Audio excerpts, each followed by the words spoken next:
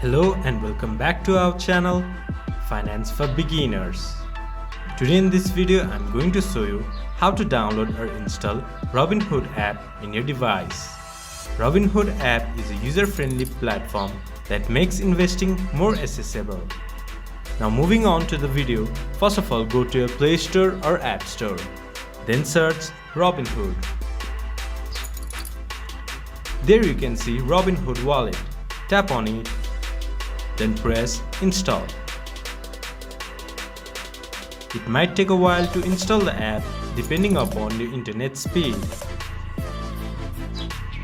Once the Robinhood wallet app is installed, open it and start using Robinhood wallet. This much for today's video. If you guys find our video helpful, please leave a like and comment. And do not forget to subscribe our channel and hit the bell icon. I'll see you guys again in our next video. Thank you for watching.